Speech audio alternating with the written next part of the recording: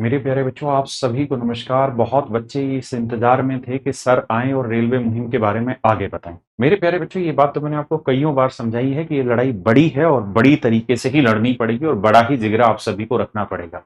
मेरे बच्चे, हम इसमें आगे क्या कर रहे हैं उन सारी चीजों के बारे में बात करेंगे, लेकिन मैं आज बात कर रहा हूँ एनटीपीसी अंडर ग्रेजुएट लेवल की तैयारी करने वाले बच्चों के लिए। भाई, 7 अगस्त से आपका पेपर है और अब 20 दिन भी नहीं बचे।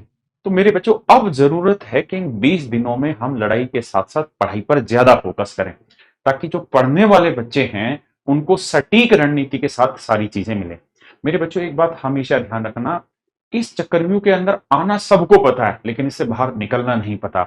जैसे अभिमन्यु को चक्रव्यूह के अंदर आना तो पता था, लेकिन चक्रव्यूह तोड़कर वापसी जाना नहीं पता था।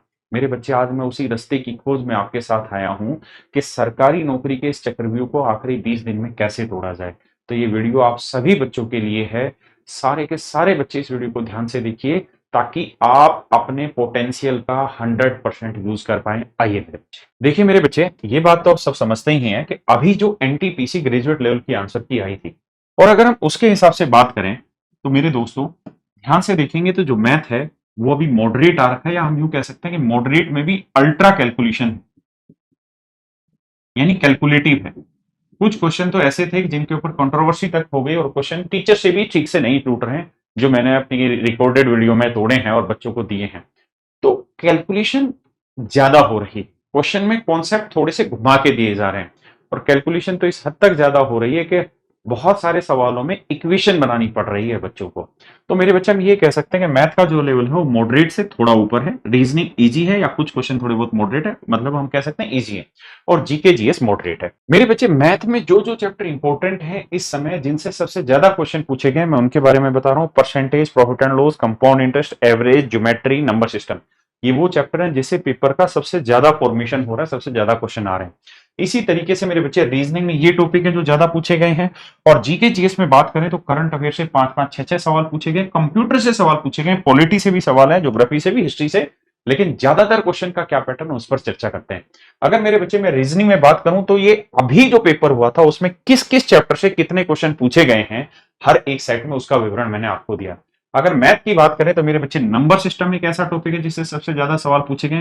प्रॉफिट एंड लॉस 2 से 3 सवाल यहां से पूछे गए हैं, परसेंटेज 2 से 3 सवाल पूछे गए हैं। ये ऐसे टॉपिक है मेरे बच्चे जिनसे ज्यादा सवाल पूछे गए। एवरेज से 2 सवाल पूछा गया, ज्योमेट्री से 2 सवाल पूछा गया, सिंपल कंपाउंड इंटरेस्ट से 2 सवाल पूछे गए हैं। तो ये वो टॉपिक है जो बहुत इंपॉर्टेंट है। यहां से आप एक असेसमेंट कर सकते हैं कि कौन सा टॉपिक इंपॉर्टेंट है, कौन से पेपर में क्वेश्चन पूछे जा रहे हैं, किससे नहीं पूछे जा रहे हैं, जिसे इग्नोर किया जा सकता है। अगर हम जनरल स्टडीज की बात करें तो ध्यान से देखिए कि करंट अफेयर से 6 से 7 सवाल पूछे जा रहे हैं। हर सेट से कंप्यूटर में 4 से 5 सवाल पूछे गए हैं। स्टैटिक जीके से 5 से 6 सवाल पूछे गए हैं। अगर ध्यान से देखेंगे तो ये वो पोर्शन है यहां से लेके यहां तक का जहां मैक्सिमम नंबर ऑफ क्वेश्चन तैयार हो रहे हैं। पॉलिटी, स्टैटिक जीके, कंप्यूटर और करंट अफेयर्स, यहां से सबसे ज्यादा सवाल पूछे गए हैं। और एक पोर्शन जो है मेरे बच्चे वो जनरल साइंस का है, लेकिन साइंस में भी आप जानते हैं 3 पार्ट हो जाते हैं। तो ये 4 टॉपिक हम कह सकते हैं जिसपे जीके जीएस में हर एक बच्चे को ध्यान देना चाहिए, क्योंकि यही पैटर्न अब अंडर ग्रेजुएट में भी फॉलो होगा। कारण क्या है कि चाहे एनटीपीसी ग्रेजुएट लेवल हो या एनटीपीसी अंडर ग्रेजुएट लेवल, दोनों ही का जो पेपर है वो एक साथ तैयार हुआ था। वो बात अलग है कि दोनों के एग्जाम कंडक्ट कराने में टाइम लगा दिया, लेकिन पेपर लगभग एक साथ हुआ है। तो जो करंट अफेयर के क्वेश्चन आपको एनटीपीसी ग्रेजुएट लेवल में देखने को मिले हैं, लगभग वही क्वेश्चन या वैसे ही क्वेश्चन आपको अंडर ग्रेजुएट लेवल में देखने को मिलेंगे। अब मेरे बच्चे, बात करते हैं अपनी रणनीति क्या हो, हमारी वो कौन सा रास्ता है जिसके थ्रू हम सरकारी नौकरी का चक्रव्यूह तोड़ पाए। तो सबसे पहले इस बात को समझिए कि आप अपनी एक लिस्ट तैयार करिए और उस लिस्ट में लिखिए कि कौन कौन से ऐसे टॉपिक हैं जो अभी भी आपके रह गए हैं, कौन कौन से टॉपिक ऐसे हैं जो अभी आप कवर नहीं कर पाए हैं। और दूसरी लिस्ट वो बनाइए, उन टॉपिक्स की बनाइए कि जो टॉपिक्स सबसे ज्यादा नंबर के इस बार पूछे गए, जो मैंने आपको पीछे विवरण दिखाया, लेकिन आपके अभी भी ये टॉपिक कमजोर हैं। जैसे मान लीजिए मैंने बताया प्रॉफिट एंड लॉस, और प्रॉफिट एंड लॉस से 4 सवाल मान लीजिए पूछे गए एनटीपीसी ग्रेजुएट लेवल में, लेकिन आपका प्रॉफिट एंड लॉस कमजोर है, अभी भी उतना अच्छा तरीके से आपके कॉन्सेप्ट क्लियर नहीं है। तो उन वीक टॉपिक्स की यहां लिस्ट बनाइए जिनसे इस बार सवाल पूछे गए लेकिन आपकी कॉन्सेप्ट क्लियरिटी नहीं है, ताकि फिर उन्हीं पे ज्यादा फोकस करा जाए। तो 2 कॉलम बनाने, एक तो जो जो टॉपिक रह गए हैं, और उन टॉपिक्स में हम देखेंगे वो कितना स्कोर इस समय कर रहे हैं, उनसे कितना स्कोर पूछा जा रहा है। अगर बहुत कम नंबर के पूछे गए या नहीं पूछे गए तो हम उनको छोड़ भी सकते हैं, क्योंकि 20 दिन बचे हैं। और जो टॉपिक सबसे ज्यादा नंबर के पूछे गए और वीक हैं आपके, उनकी भी लिस्ट यहां तैयार करिए। अगला मेरे बच्चे, इस फॉर्मूले को ध्यान रखना, इसको मैंने खुद नाम दिया सीआरपीएम फॉर्मूला। तो चार चीजें हैं जिसपे आपको हर एक चीज पे ध्यान देना होगा, कॉन्सेप्ट पे, रिवीजन पे, प्रैक्टिस पे, और चौथा मेरे बच्चे मॉक टेस्ट। इन चारों चीजों में कोई भी एक ऐसी चीज नहीं है जिसको आप छोड़ दें। अगर आप कॉन्सेप्ट, प्रैक्टिस और मॉक पे जा रहे हैं और रिवीजन नहीं कर रहे हैं, तो भी आपसे चक्रव्यूह नहीं टूटेगा, आप मारे दिए जाएंगे। अगर आप प्रैक्टिस नहीं करेंगे तो भी आपकी हार निश्चित है। यानी मेरे बच्चे, आपको इन चारों ही चीजों पर फोकस करना होगा, कॉन्सेप्ट, रिवीजन, प्रैक्टिस और मॉक। ये जो सीआरपीएफ फॉर्मूला है, इसको लागू कैसे करें हम, इन 20 दिनों में इसको तैयार कैसे करें, उस पर चर्चा करते हैं। अब मेरे बच्चों ध्यान से देखिए, सबसे पहले आप क्या करिए, 3 घंटे तो दीजिए मैथ को, 3 घंटे मैथ को दीजिए, 2 घंटे कॉन्सेप्ट प्लस रिवीजन को। यानी डेली 3 घंटे मैथ के देने हैं, जिसमें 2 घंटे आपने कॉन्सेप्ट और रिवीजन दोनों पे फोकस करना है। हर एक कॉन्सेप्ट को रिवाइज करना है और हर एक पार्ट का रिवीजन करना है। 1 घंटा मेरे बच्चे आपको जितने भी पीवाईक्यू उनकी प्रैक्टिस करनी है, जितना जल्दी हो सके प्रैक्टिस करिए। सेम चीज रीजनिंग, रीजनिंग में दिन के 2 घंटे दीजिए, 1 घंटा कॉन्सेप्ट और रिवीजन में और 1 घंटा पीवाईक्यू की प्रैक्टिस पे। मेरे बच्चे, जीके जीएस में आपको 4 घंटे देने होंगे और डेली आपको 200 पीवाईक्यू की प्रैक्टिस पर डे करनी होगी। और जो प्रैक्टिस है वो इतनी शानदार हो कि जिस भी क्वेश्चन में अटक रहे हैं, साथ साथ उसके कॉन्सेप्ट को हम देखें ध्यान से। और मेरे बच्चे, डेली आपको 1.5 घंटा मॉक लगाना है, 1 घंटा मॉक का और आधा घंटा उसके एनालिसिस का।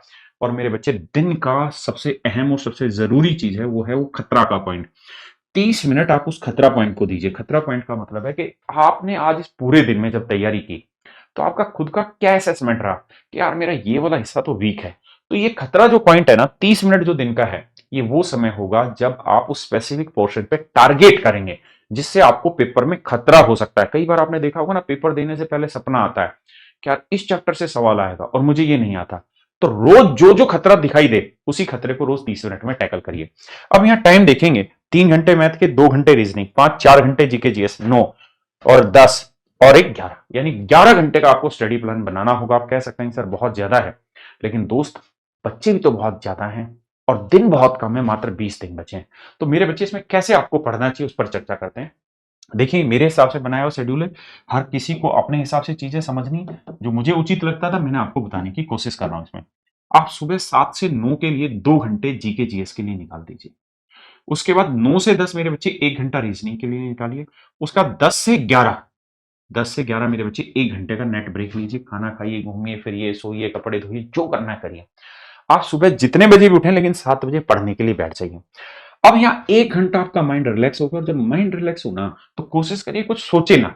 तो वो रिलैक्स है तो बिल्कुल रिलैक्स हो, मस्तीबाजी में रहिए, ताकि जब फ्रेश माइंड आए तो फिर 11 से 1 मेरे बच्चे यहाँ 2 घंटे आप मैथ में बिताएं। उसके बाद मेरे बच्चे 1 से 3 तक आपका ब्रेक है। 2 घंटे आपका यहां ब्रेक हो गया, 1 घंटे आपका यहां ब्रेक हो गया। 2 घंटे ब्रेक, और कोशिश करिए इस 2 घंटे के ब्रेक में एटलीस्ट 1 घंटा बीच में डीप स्लीप लिया जाए, या आधा घंटा एटलीस्ट डीप स्लीप लिया जाए, ताकि हम अपने माइंड को दोबारा से रिफ्रेश कर लें। आप भी जानते हैं जब कंप्यूटर हैंग होता है तो क्या करते हैं, रिफ्रेश दबाते हैं। तो माइंड को रिफ्रेश करना बहुत जरूरी है। उसके बाद मेरे बच्चे 3 से 4 बजे रीजनिंग पीवाईक्यू की प्रैक्टिस करिए, 4 से 5 मैथ पीवाईक्यू की प्रैक्टिस करिए, और फिर 5 से 6 मेरे बच्चे ब्रेक लीजिए। और कोशिश करिए इस ब्रेक में आउटडोर हो, यानी बाहर निकला जाए, घूमा जाए, दोस्तों के साथ गप्पे लड़ाए जाए, गालियां बकी जाए, कुछ भी किया जाए, लेकिन बाहर निकलिए अपने दोस्तों के ग्रुप में, ताकि माइंड फ्रेश हो। इसके बाद मेरे बच्चे 6 से 8 तक वापसी 2 घंटे जीके जीएस पढ़िए। 2 घंटे आपने सुबह पढ़ा, 2 घंटे आप फिर शाम को पढ़ें। फिर मेरे बच्चे 8 से 9 में आप अपना ब्रेक लीजिए। 1 घंटे का ब्रेक यहां हो गया मेरे बच्चे, और 1 घंटे का ब्रेक यहां हो गया। इस 1 घंटे के ब्रेक में आप खाना खाइए, घूमिए, थोड़ा सा अपने आप को फ्रेश करिए। 9 से 10:30 मेरे प्यारे बच्चों आप क्या करेंगे, मॉक देंगे। और मेरे दोस्तों फिर 10:30 से 11 आधा घंटा आप मॉक का एनालिसिस कर सकते हैं। आप पूरे दिन में जो जो दिक्कतें आपको आई हैं उनको टैकल करें। देखिए मेरे दोस्तों, ये एग्जाम पैटर्न है मैथ के, जनरल रीजनिंग के और जनरल अवेयरनेस के। 40-40 40 30 30 क्वेश्चन, यानी 100 क्वेश्चन आते हैं, 100 नंबर के होता है, 90 मिनट का पेपर होता है, यानी 1.5 घंटे का पेपर होता है। और मेरे बच्चे, आपके लिए जो सेफ स्कोर होना चाहिए ना, वो ये कि आपके मैथ में 30 में 27 सवाल ठीक होने चाहिए हर हाल में। मेरे बच्चे, रीजनिंग में 30 में से 29 सवाल ठीक होने चाहिए, और जनरल अवेयरनेस में मेरे बच्चे 25 सवाल ठीक होने चाहिए।